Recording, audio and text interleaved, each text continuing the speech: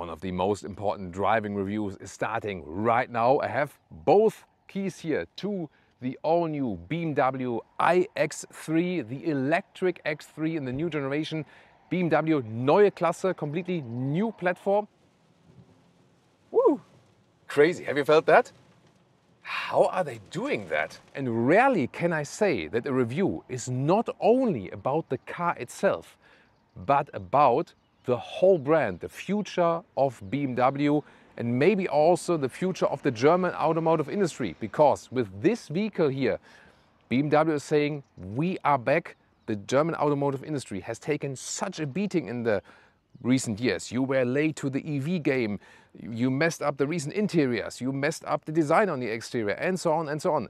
And the criticism was partly right. And I was also part of it. And now BMW says, we are back.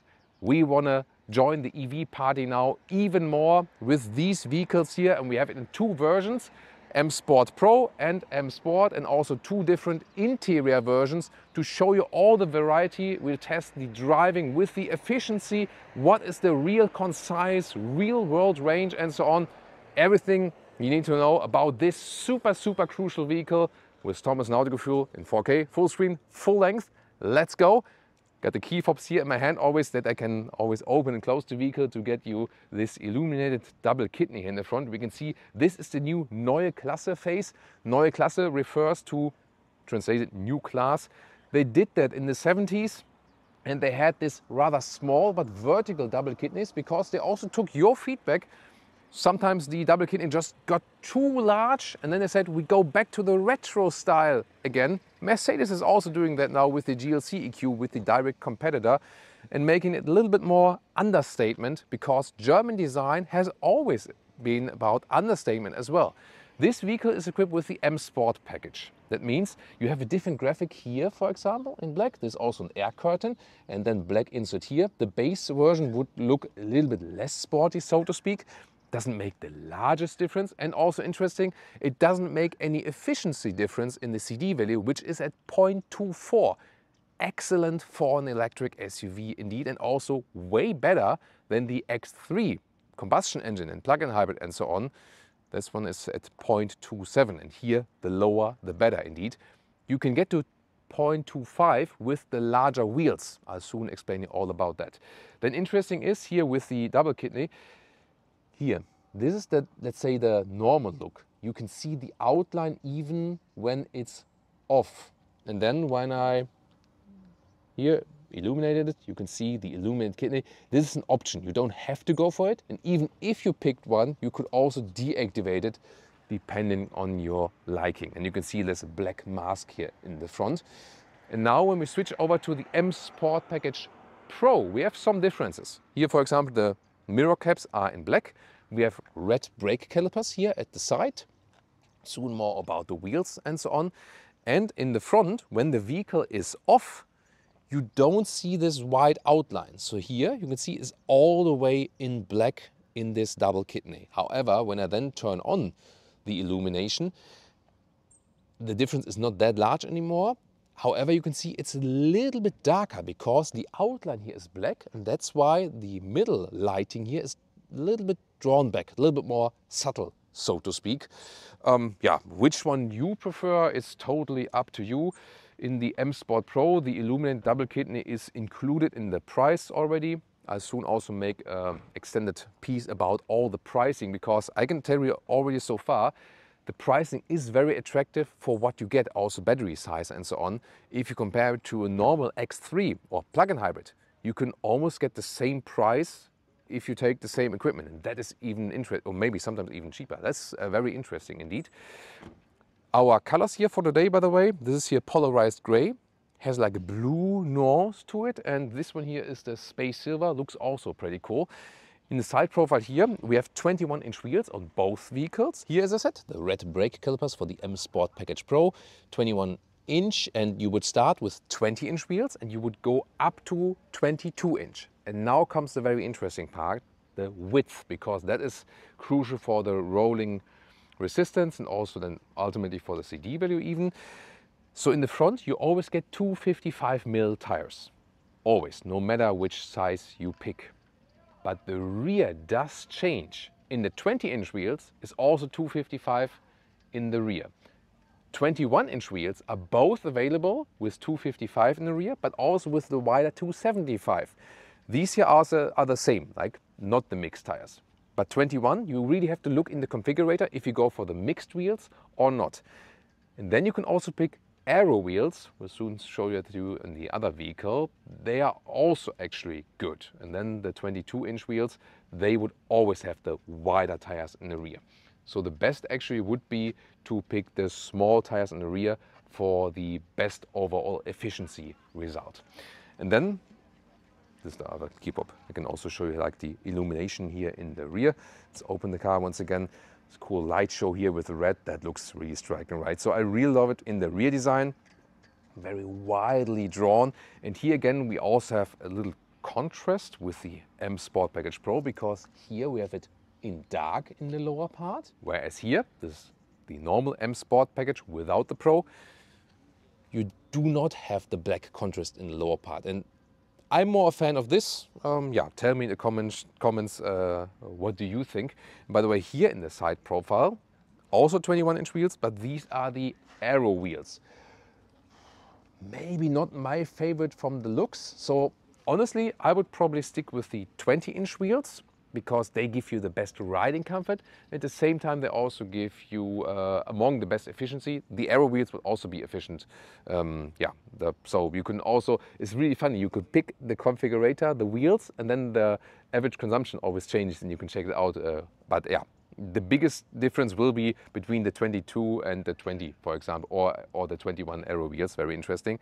Talking about comfort and suspension, so far it starts with a normal base suspension. But I can tell you, it's actually a very good one. Soon more to that in driving. We do expect an adaptive suspension as an option at a later stage. Or maybe if you watch this video here also at a later stage, then it's maybe already available, but it will not be available from the start. However, we've already driven this vehicle and we found it very good in the driving, although it does not start with the adaptive suspension. That's actually a very interesting thing to know. And then about the length here. You can see it is at 4.78 meters or 188 inches. Slightly longer than the combustion engine X3, but still, yeah, probably the same in the segment here, definitely. And you can see the wheel arches, really clean, monolithic design, no contrasting wheel arches and so on. So tell me, what do you think about the design? Would you go for a base version? You can check it out also in the configurator, M Sport or M Sport Package Pro. And now it's time to talk about the hard facts: battery, charging and power. So it starts with the normal all-wheel drive version, the iX350. So one electric motor in the rear, which is the stronger one electric motor in the front. 4.9 seconds in the acceleration figure, 0 to 100 kilometers an hour, 62 miles an hour, and it's around 470 horsepower. Later we expect also rear-wheel drive only versions as an entry, and also more all-wheel drive versions like the true M version, the iX3M, expect to have over 1000 horsepower. This will be also very exciting indeed. And then also about the entry-level rear-wheel drive version, we also expect a smaller battery. My guess would be 80-something kilowatt hours, but here the big battery, which will be so far also the hot or best seller, because especially with this vehicle, everyone wants to go for the range. Sometimes I have to activate then the kidneys again, that they look a little bit cooler. So this one here at 108.7 kilowatt hours. So you can almost basically say round it up to 109 kilowatt hours. And that is the net battery size. And it's, considering the price of the vehicle, a very large battery. And together with the great CD value, they give you a WLTP range figure of over 800 kilometers. That's very impressive. What the real concise driving range is, we'll test it today. Here in Spain, we go also on the motorway, like, you know, even terrain, 120 kilometers an hour, like 70 miles an hour, and can tell you our first experience about that. Really looking forward to that one. But it seems to be, from all the facts and figures and what we see from the build quality and from our first driving experience, that this will be indeed a very crucial vehicle, not only for BMW, but even for the whole industry. And gotta bear in mind that this one here will also pave the way for the BMW 3 Series electric for the all-new BMW i3 that will be coming up soon. We will keep you updated with that, and it will use the same platform. One difference is this one is built in Hungary and the i3 will be built in Munich. The US market will receive this one here by mid-2026 and the Chinese market a little bit later in 2026, then with a special longer version, like a longer wheelbase version, and also some infotainment adaptations for the Chinese market. Hi, best greetings from me, Leah. Please remember to subscribe. And about charging, this is here supposed to be an intelligent charging flap, so that most of the time you do not have to press it, but when you stop at the charging station and walk around the vehicle will recognize, probably Tom is going to charge now, from like how he's moving with the key in his pocket, and we're at the charging station and so on, and then it will open automatically. Other than that, you can also press here. It's an electric charging flap. There we go. And then it opens like this, and AC charging 11 or 22 kilowatt later available, and DC charging peak is 400 kilowatt. And here you can also close it again, but it's supposed to do that automatically, as I said. And it's about 21 minutes from 10 to 80% state of charge with this 800 volt architecture, but it also can easily take 400 volt charging stations, so also good in these charging figures. Then let's check out the frunk. I pulled it twice so I don't have to do another unlock here. And then we have a nice logo here on the top, so love that attention to detail, and separate. There we go. It's not too small, actually fits a charging cable or maybe something else like this. Yeah, but my favorite is definitely here this proper BMW logo here on the top. And now to the exciting interior, and we will show you two different versions and show you the differences. This will be super exciting, I can promise.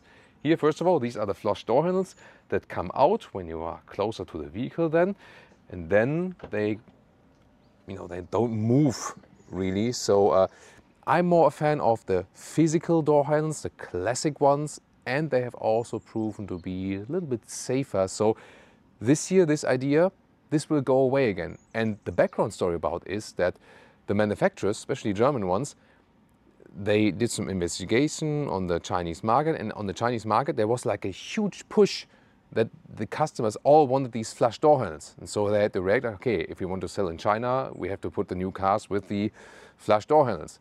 Now, strangely or funnily, the impulse comes from China again, because there they had crash accident problems with flush door handles.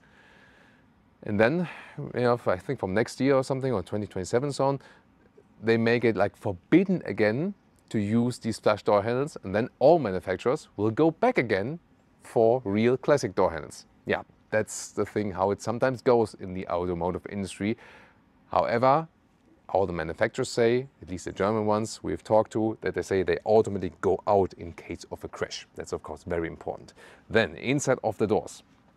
First of all here, like a structure, soft touch here as well. This is one color scheme. You don't have to go for this one. You can also go plain black or bright. So different color schemes are available. Also soft here for your elbow. And then in contrast to the X3 combustion engine, there's a completely different pad here. Also nicely done here with this galvanization for the individual windows. This is one button here. Fold in the windows, the side mirrors, for example. Fold in the windows, also funny, right? And then here you can also easily adjust them, but it's straightforward. And here you can also open then the trunk if you hold it. Lower part here, I would wish for some fabric on the inside. This is still hard pack. And then we have here the M entry badge. This is here M Sport package without the Pro. The Pro will come soon. This is also the Sport steering wheel. There is here then some perforation at the side. The base steering wheel would also have two spokes here and here, but a little bit slimmer. Then here the Sport steering wheel has these wider spokes, sportier design, and as I said, the perforation, and really nice to grip here in. And soon I'll show you the completely round steering wheel in the other vehicle. And then here you can see you have this so-called shy tech. So these buttons will only illuminate when you can really use them. I'm not the biggest fan of these buttons because they're also capacitive, #capacitive BS. However, they are illuminated, and sometimes it's, let's say, easy for the parking function, for example, that you only have to hit one button and then the automated parking starts. So that is a cool thing about that. By the way, here they use some fabric, and then you can see the ambient lighting shine through from the back, and here on the dashboards also soft touch. So far we see a good build quality. These here are the comfort seats, or multifunctional seats as they call them. You get them in fabric in the base version, depending on the market. Probably won't be available in the US. And then here, this is the Veganza. This is the high-grade leatherette, animal-free material. And you can see it's extremely soft. It's perforated and plush, high seating depth, Einsitzhöhe, as we say in German. And if you would go for the M Sport package in standard equipment, you would get them in black and also with some microfiber accentuation, and here in the top shoulder part. So it's worthwhile to take a look at the configurator there. And what BMW doing is here, you know, I was always advocating for animal-free seats, you know, to have an animal-friendly solution, at the same time good comfort. And there are, of course, always skeptics and say, I might lose something. I might lose comfort, or they're maybe not as durable and so on. And what BMW is doing here is try to convince the customer, saying, hey, we have the more animal-friendly and sustainable solution here, but at the same time, we will make it more comfortable and more durable than the animal material. And this is working very well here. And I think this is the way to go to convince also those who might be a little bit skeptic about these things. And they are extremely comfortable and really, really soft. And no one could tell that it's not like a 7,000 euros, you know, extra animal leather option or something like that. This is even softer, actually. So this is really going full circle to convince also customers who are maybe, you know, not accustomed to these materials. This is really very well done, and we'll soon compare the other M Sport seat to that. Headroom here, let's say here to the side, 189, 6'2". Some headroom left, no problem as for that. Then this here, a fixed panoramic roof. You can either go for closed roof or optional, this glass roof. It is fixed, you cannot open it. And there is like an automatic filter in the glass that it doesn't get that hot here on the interior. You cannot change it or something like that. Yeah, it protects, you know, with this automatic layer inside. However, I'm probably more a fan of a fixed roof, because this one will still get a little bit hotter, like in very, very hot states. But we can also test it then in hot summertime for you. Steering wheel, by the way, manual, in and out, up and down. And I think it's an easy solution to make it manual, because you can quickly adjust that also to your wishes. Yeah, so the main thing is really the excellent comfort. At this moment here, from the ergonomics, BMW is indeed leading in the seating comfort. But will it be also the same in the other vehicle? We'll soon find out. Now to the M Sport Pro interior. Here, once again, you can see here with the flush door handles. I mean, yeah, looks spectacular, but not necessary, honestly. Also illumination there on the side, and the door closing sounds. We forgot that. Yeah. It's interesting. I found actually it was better with this vehicle here. Let me just check it again. Right. Not sure if it was this actually better with this one than with this one. So the door closing sound, not the best one I've heard, honestly. Then let's check it out. Here, the inside of the doors, we have some microfiber insert here. That's also beautifully done, and all the way in black if you rather want it unicolor, so to speak. So that's cool. And then we have here same entry badge for the M Sport Pro, and these are the M Sport seats. So they look, of course, really amazing. I love the look. This one, by the way, here, it is like an integrated head restraint, but, oh, even with illumination here, M logo, but you can also move it up and down from the screen. So it is, you know, you can make this head restraint a little bit higher. This is the highest position at the moment, where I can see, as you can see here at the passenger seat, that is the lowest position at this moment. And then you also, once again, have the perforated high-grade leatherette Veganza, really nice and plush. And then you have the microfiber insert at the side. Main difference is here, first of all, you have this one here, so the enlengthenment in the lower area. And you can also see this is sportier, so you have more accentuation here. This is also tighter, and also here more shoulder accentuation. But the question is it better, same or worse comfort? It is indeed very different. So the differences are as follows. Here you have more shoulder support in the upper area. However, the comfort seat is also quite wide there. So this is, I think, both is nice. From the backrest, it's both nice. Then this is definitely tighter. So that might be a problem if you have like wide size and so on. It depends what you like. If you want it a little bit closer, but for me, I feel it's a little bit better when it's more open. Then here, of course, you have the advantage that you can make this one here longer for the legs. That's actually a quite cool thing. However, they are, maybe a little bit tighter, the seats. So I feel that both are very good and very comfortable. But yeah, it's a tough question. I like both, but I think for the best comfort, I would stick with the comfort or multifunctional seats.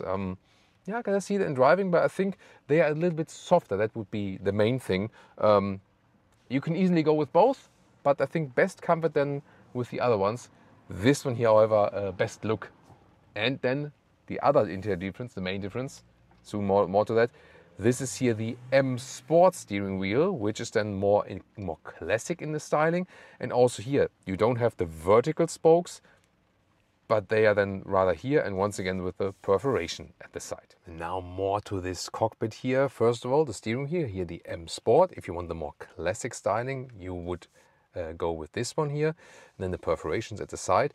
And it's really soft, both here, 12 o'clock marking, and also the perforation. And here, this grip in here, this actually makes people use the 3 o'clock or 9 o'clock position. That's a good thing, actually, and it really feels nice to have here like a very good handle in that one. So honestly, I have to say, I'm not the biggest fan of the steering wheel designs and not of the capacitive buttons. However, this, like how you handle it here with the thumbs, this is amazing. And also the material is one of the best so far, in the industry. And now comes the interesting part.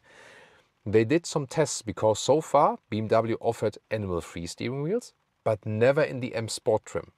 Now they said like, hey, let's do the test. We invite some, like all the workers we have here, and make like an internal clinic and put different materials. And then we ask them, can you feel a difference? Which is animal material and which is like the new modern material?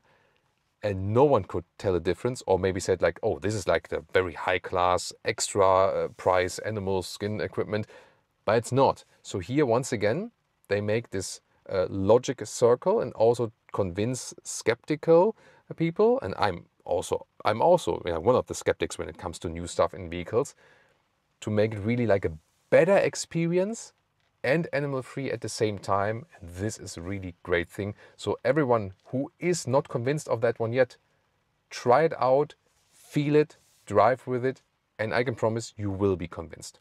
And then here, one of the most special things here is this panoramic vision. It goes all the way through. It's standard. You always have that from left to right. So on the one hand, you don't need a head-up display. You can, this is one has the option head-up display, like it's this additional box here. But it is already far away in the long focus here. There will also be the speed, so you do not need the head-up display, but you can get one. And in the middle part, you can have different information, what you want to have. There can also be GPS information in there. But if you, for example, don't like it, you can also make it drawn back and say like, hey, I don't want anything on the right. I can soon show that to you. Then we have, as the front layer, this display. Why did they do it in that way? Because here it is easily accessible. Like here you have your hand here on the steering wheel, and then you want to do something and you can easily change the temperature. I said, I'm a friend of physical dials, and I also told BMW that we actually wanted that. But here they have the digital solution, and it is, for a digital solution, easily accessible, and you can easily switch between steering wheel and temperature. This is the sense of that, bringing the screen closer to you, but then again, information in your long focus, make it far away, that your eyes can keep long focused. That's, I can understand this strategy. And here is also heated steering wheel available. It's an option. Heated seats, for example. cooled seats are not available yet. I also asked BMW for that because the X3 combustion, plug-in, diesel, petrol and so on has that. This one not yet. So I was asking BMW, hey, if you offer that for the combustion engine version, you also got to offer that in the electric version. And they told me, that's like the most current answer now, that they are looking into that. Because like cooled seats, it has a low take rate so far, but it's one of these features that is really emerging at this moment, because when you once had a cooled seat in hot summertime, you're never going back. These seats, however, are also perforate, so have like passive cooling, and I can also tell that this high-grade leather red is also better. It doesn't get that hot as easily as the animal skin. But it's only when you pick a high quality of that. There are also bad leather reds out there, definitely. So it's also a very interesting aspect here with the seat cooling or heating, definitely. It's also unique that we have this special form of the screen. It's not really needed, but it doesn't really hurt. What is crucial to me is they have this like this layer design. And then when you hit the brake and want to start, here some hotkeys appear, like the EU speed chime law thing. You can easily deactivate that it's beep, beep, beep when you are like at 51 kilometers an hour, when it's 50 or something. And here you can also easily deactivate the lane keeping assist. So anything that might annoy you is really easily accessible in your line of sight, basically directly right here. So that's actually a cool thing. And then you have here, for example, the GPS. You can also click on it. They have it full screen here. Could be a little bit quicker, maybe a little bit more responsive. Now it's a little bit more responsive. Yeah, but of course you can also, but actually the screen quality is really nice. Like when you touch it with your finger, it feels nice, you know, just from the tactile experience. That's something new.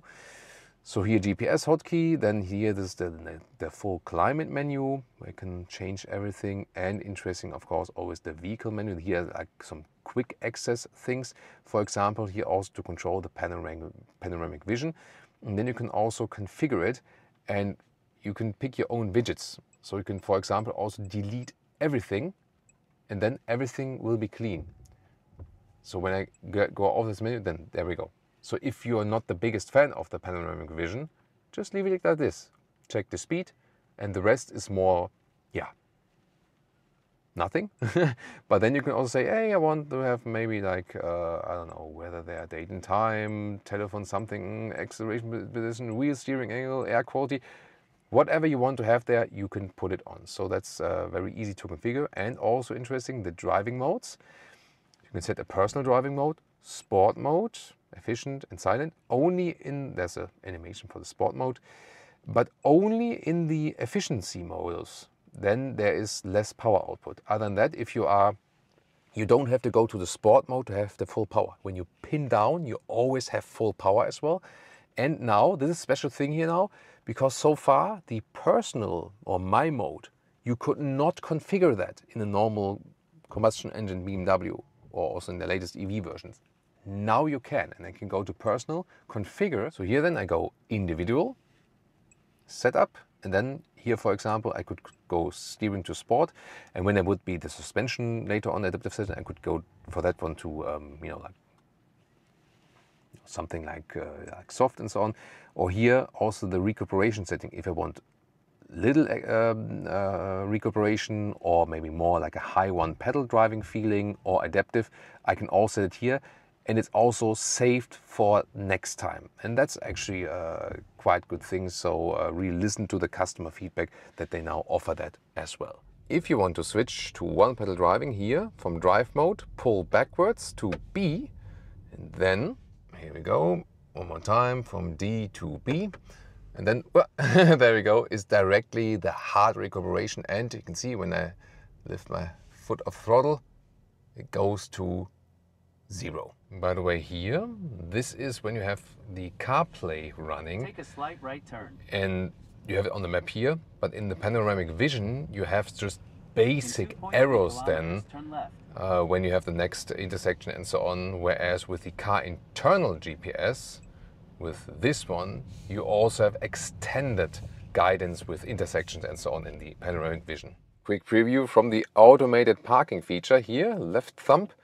Press this button, And then I have this view that is suggesting me some parking spots. But I want to park in front or next to this Cupra Formentor there. And let's see, when I turn here, this is the Formentor then in the screen. If the car is realizing that, there's a parking spot next to it. So just one on the right. And there it is. So there it's now. And then I can actually pick one. And I can decide if it's forward parking or reverse parking. Maybe reverse parking is the bigger challenge, so I hit it then here, and then, Okay.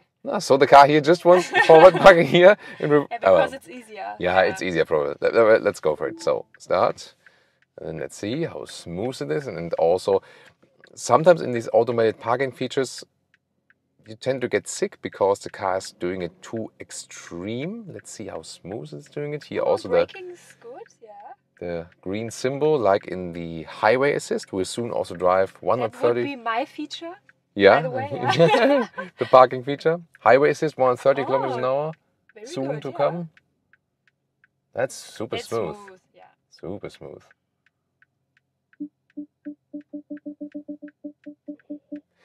Yeah, I think the most special thing about this one, that the braking is not it was that hard. really Yeah, smooth. So, Yeah, that you know, like, yeah. So that's pretty cool. Then down here, inductive charging pad on the left is also ventilated, only on the left for inductive charging. Right side, 2 USB-C chargers. I always prefer the cable charging, honestly, as well. Also better for the battery. And then here, adaptive cup holders, 3-way, that also keeps different sizes. And then here, this is how you put in the gears, drive and reverse. Or then here, the electric parking brake. This is a manual volume jog still. Good to have that one.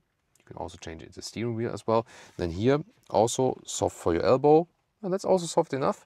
And then you can open it. And here you also have a better interior build quality than with the combustion engine X3 on the inside here, honestly, because that's something where they have to fix more with the X3 plug-in hybrid and so on, and the petrol and the diesel. That's some things where you open stuff and it has to be better quality on the interior. See, left elbow. Yeah. I think it could be a little bit softer here for the left elbow when you have your arms right here. And here you also have more fabric on the dashboard, for example. And here then in this case, all in the darker styling, so more drawn back. But no matter which version you go for, you have different color schemes available. And there's also additional storage here underneath the middle console. It's actually quite large. I mean, it's cozier here in the way in the upper part, but maybe like in the sit bone area here, this is where the comfort seat is has more seating depth, is a little bit softer. So both nice, but I think I'll be happy with both. But if I could freely configure, I would probably go with the comfort seats, although they look amazing here. Oh, here, this I want to show you this top part here. So when I, let's say, go to seats, and then there we go. And then I can put that lower and higher. And it will also be saved with your user account, actually, so that when you get into the vehicle and, for example, like it should be like also recognized on the smartphone app, that, for example, when Lias enters the vehicle, that the seat is then set to her position, and when I enter the vehicle, seat is set to my position. And here again, as a contrast, the other interior. So with the comfort seats, also with some colorful accentuations. I really like the bright interior we had in the initial studio episode. I would probably go for that one. Yeah, but you can pick the colors individually, of course, as you wish. And here again, the other seats and the steering wheel. You can see in the comparison, like the M Sport steering wheel is more roundish, and this one here is a little bit more flat in top and bottom. That's one of the other differences. But so many styles are available. I think everyone can find something he or she likes. Now to the rear seats. Here also everything soft. That's nice. Good structure, nice build quality. Only once again I would wish for fabric in the lower part. And these here, by the way, the door openers. So they are, let's say, they react electronically, but they are both physical at the same time, so to speak. And then here, the rear seating experience. ISOFIX covers are nicely done here. Look at that. You can lift it up like this then. So why not? Then you can also adjust the back part of the seat like this. Can make it in this cargo position or more upright or more laid back. Here, putting on these also adaptive cup holders. And then you can also pull down the ski hatch. That would also be possible. And then about the legroom, there's really very good legroom available. Look at that, is also way better than in the X3 combustion engine model. So they're really making use of that platform here. So yeah, it's really nice. I'll also soon take a look how it is in comparison to the sport seats, if it's the same or more or less, so we can remember that. Headroom here, I would say like to this side, there's still some left like this. So no problem. This again, the one with the fixed panoramic glass roof. There are no handles here, however. This is here like a jacket hanger, but you cannot like hold on tight or so on. However, the general comfort is really good here. So good experience. Also once again, because here these seats here, especially here in the sit bone area, are really plush and nice with this perforation. Feels great. And here with the M Sport seats, is actually, I would say, the same. I mean, the cutout is a little bit different, it's a little bit more open here. Yeah, but both offer similar kinds of legroom. Although the form is kind of different, it's maybe like, yeah, back and forth how the cutout is, but yeah, both offer good legroom, definitely. Now to the trunk or the boot, which is at 520 liters, electric hatch. Let's open it. And here, this is a massive cover here for the boot. And it's really interesting. Let me show that to you because it holds a secret surprise. So first of all, you think, wow, this really excellent build quality. Rarely have seen such a massive cover here. It's really good because it closes off everything, so it will be good against noise, actually from the outside while driving. And then you might think, well, when it's so heavy, I cannot store it anywhere in the trunk. And I was thinking the very same. But actually, I found out, yeah, something very surprising.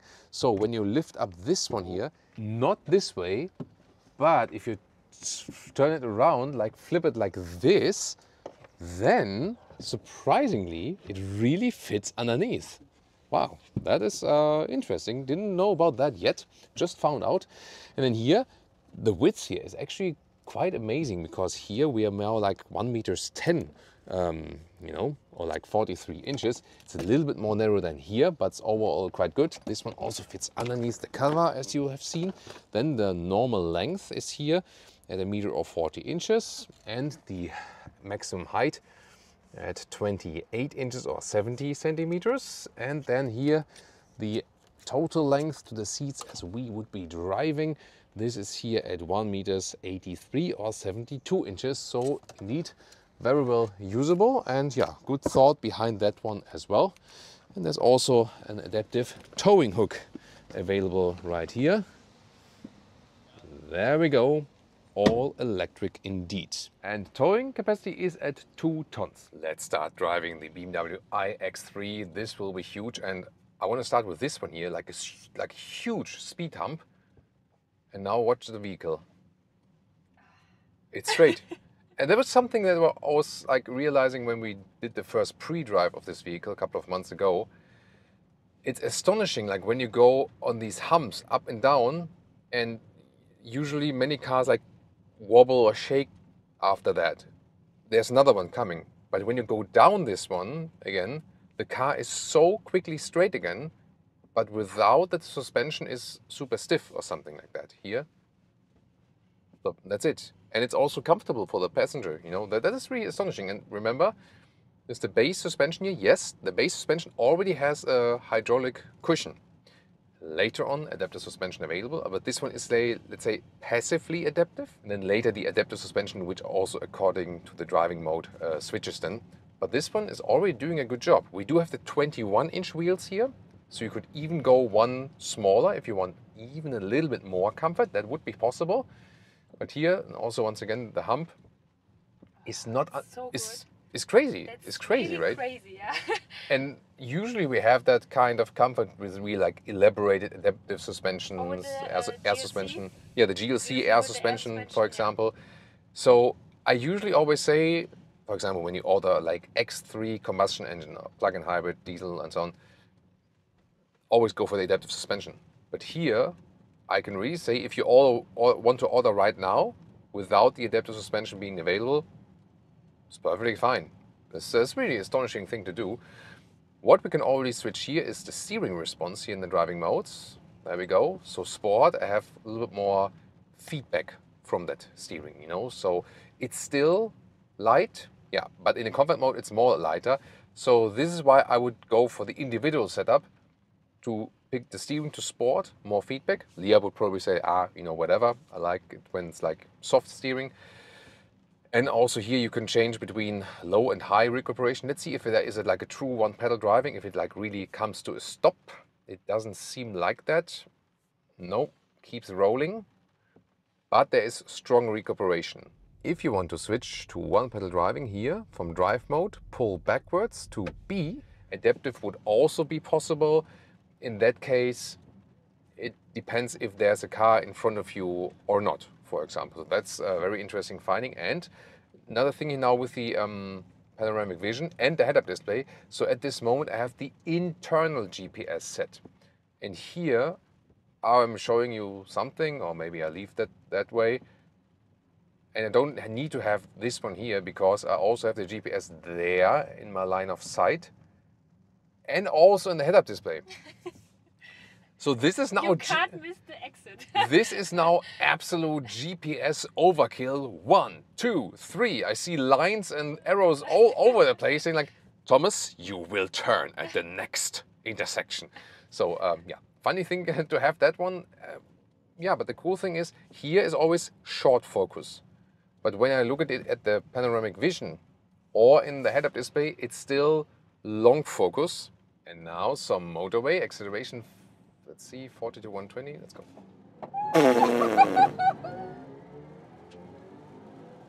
Okay. Crazy. Crazy. That was 40 to 120. That's crazy. I mean, this is the 50 version. Let's say the normal overdrive version. 4.9 seconds is the acceleration figure, but that felt even quicker. It really even got the Leah meter going. Wow, that is, yeah, really powerful. So I can tell you, even the rear-wheel drive entry-level version will be more than enough. And I mean, if they want to do an iX3M, like, why? This will be absolutely crazy then. Yeah, and here the motorway.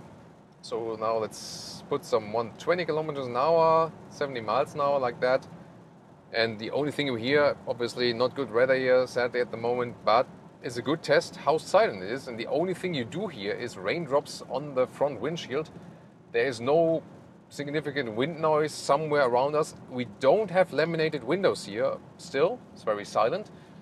And the interesting thing is here, I always call it like a sovereign ride, like a very sophisticated ride. Yeah, like this.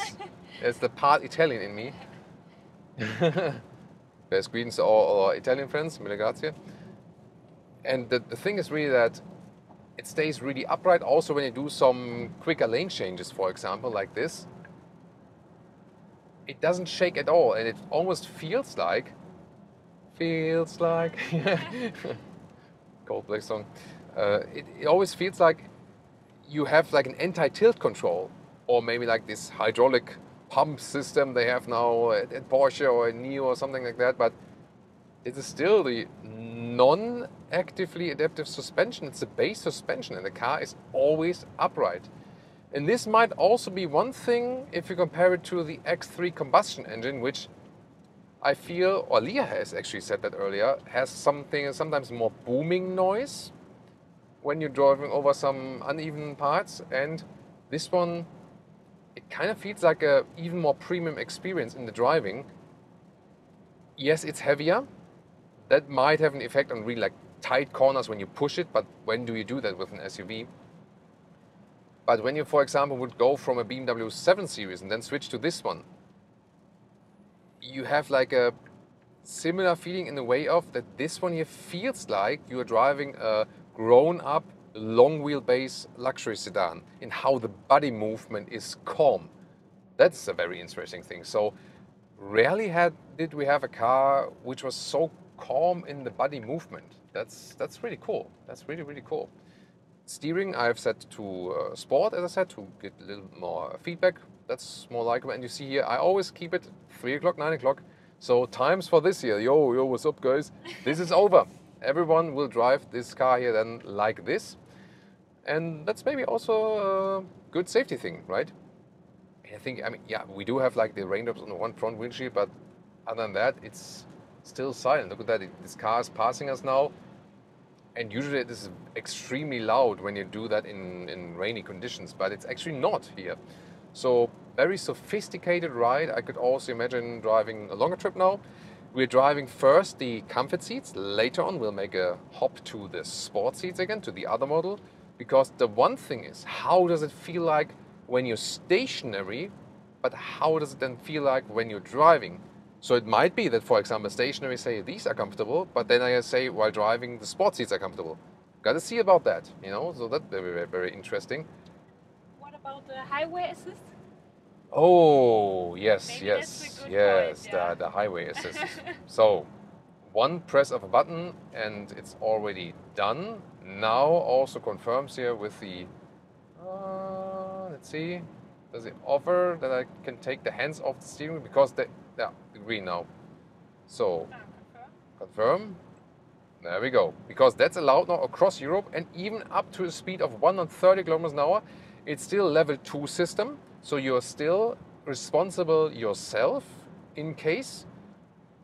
But it's also a very relaxing thing. And now the special thing comes that they have tuned these assistance systems to also like another level of sophistication. Now I think now it was quickly offering me like a lane change. Let's see if I can induce it one more time. No? There we go. So I was watching into the mirror and then automatic lane change and how smooth the system is. Now here also in the corner. And the thing is that Leah usually tells me with every vehicle, stop doing that, drive yourself. When you close your eyes, it's fine. Yeah, the thing is, when Leah closes her eyes now, she could not tell if I'm driving or if the car is driving, and we never had that before. Yeah. That is crazy. That is really crazy. Because everything is done so smooth. We did some tests also, like in traffic when it was really slow, and when the car is accelerating or braking and you close your eyes, you cannot tell when the car is starting the acceleration or stopping to the still stand. It's crazy. Because usually like with these ACC systems, they tend to be like too aggressive and then like accelerate too hard. But this is so smooth, I can't believe it. Wow. And I just have to stress one more time. BMW has not paid me a single cent ever to say anything. Yes. So we did spend some criticism on certain things here earlier, yes. And we do that on more things, definitely. But when I say that this is the best assistance systems calibration we have ever experienced, it's just fact, it's true. I say that voluntarily, and I have comparisons from thousands of vehicles, and it's just true. Maybe others will catch up, but this is here, in Germany we say, großes Kino, like big cinema. This is big cinema.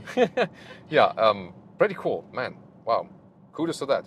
And first efficiency test result. We've been driving on mainly motorway and to the motorway and back again.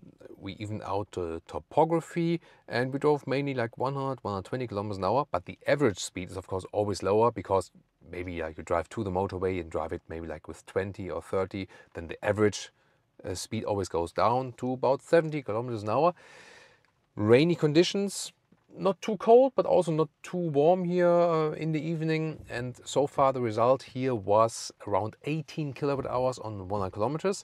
That would mean here for the big battery, a real world range for this condition then of around 600 kilometers or 370 miles. That is close to the EPA, to the Northern American standard for the driving cycle. Already a very decent result that you can get a good range out of this car. We will test more conditions. Now we switch to the M Sport Pro vehicle with the sport seat, and here some more bumps because we really have to talk about this. Here. I can accelerate off this speed bump and it feels like nothing. And the crazy thing is, yes, it's a base suspension. The only thing that they have here is it has a hydraulic cushion, basically at the end of the damper. And this is making the magic together with all the engineering experience of the suspension guys. And it really feels like you have an active hydraulic pump at each wheel and so on. And here you can almost raise the speed bumps, and then it's perfectly comfortable also for the passengers. That is the really amazing thing about this vehicle. Honestly, guys, it is the best normal suspension of a vehicle I have ever tested. By far, it's absolutely insane. It's not an active adaptive suspension. There's no air suspension. We do not have a hydraulic system. There's no active anti-tilt control whatsoever. And this is absolutely crazy what this suspension does. So I've never seen something like that. So yeah, you'll be absolutely fine with the base suspension here. And although it doesn't have any special, super complicated technologies, it is actually better than most other suspensions that even have these special technologies. And they did this intentionally because they said they could have added more technologies and also go higher in the price, but they wanted to keep weight a little bit lower, also make the car less complicated, because the more parts you add, the more complicated suspension systems, the more parts are prone to failure. And so they wanted to keep it a little bit more simple, especially in the suspension technology. It just works. It's, yeah, this is one of the most astonishing things of this vehicle here. Now let's drive a little bit more dynamic, still in the M Sport Pro vehicle with the M Sport seat.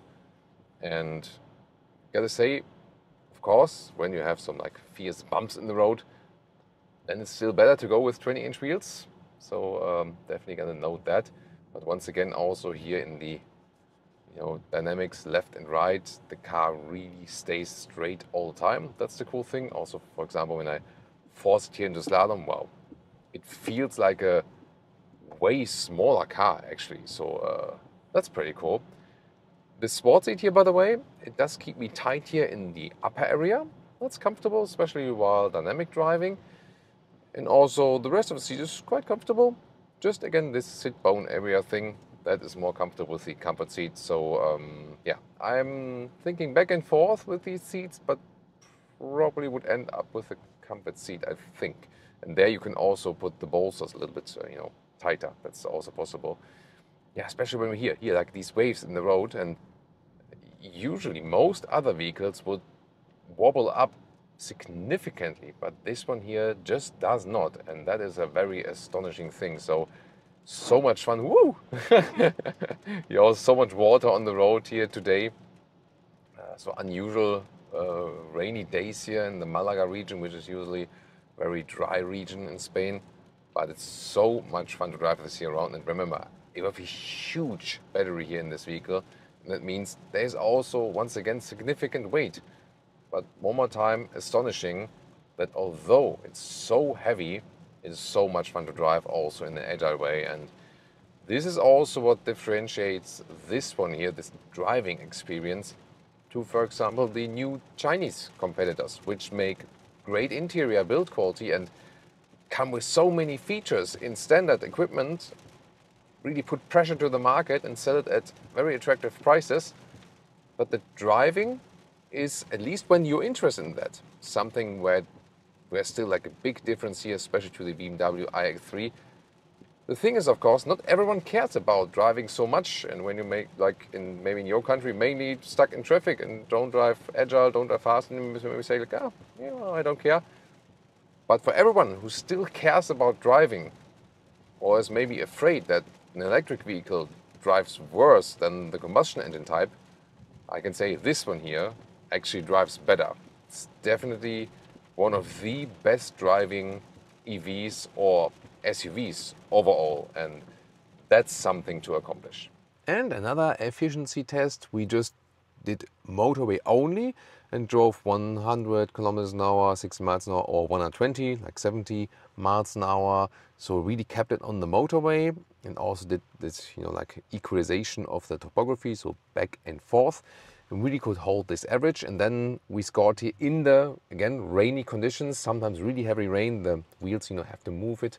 And these were also 21-inch wheels, still same size, but not the aero wheels. And here then between 20 and 21 kilowatt hours on 1 kilometer, so that's 3 miles per kilowatt hour, would mean a real load range then here in these cases then for 520 kilometers or about 320 miles. As for pricing, super interesting. We do expect a lower entry-level version, smaller battery, rear-wheel drive, which will start about 60,000 euros. At this moment, the big battery, which is the probably most desirable one for the range and so on, will start at around 70,000 euros. And once again, this is a very good price battery size relation, and have to think about what else is already standard equipment in this vehicle actually, so that's actually pretty good. And then if you put some specs in the vehicle, you can get a well-specced iX3 for around 80,000 euros, and that is almost the same basically like an X3 fully specced plug-in hybrid. And in some configurations this is even a little bit cheaper, but then again the X3 plug-in hybrid you can, for example, also get with cool seats and adaptive suspension already, so yeah, you have to check the equipment.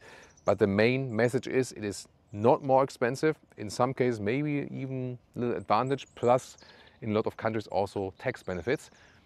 You can also make it a little bit more expensive, maybe to 87 or something. And then the cars as they stand here, they are both very well equipped. They are both almost the same price, both at 85,000 euros. So yeah, I think once again, it is still a premium segment. It's not a cheap car at all, you know, it's a BMW. But considering for what you get, I think it is very well priced. And so far, does it work? Yes. So from the first orders and so on, BMW has already received more orders than they expected themselves. So far the strategy actually is correct, and we'll of course keep you updated with that. What a super interesting review and what an interesting ride here for you today. I think from the exterior, I personally think it works very well. I could live without these wide lines here. That's maybe my only design criticism. I think the new retro front double kidney looks cool. I think even better in the non-pro package, so that it's not darkened out right here. Interior works very well, spacious enough, is high quality in the interior, so they learned from some mistakes they recently did with the X3 combustion engine.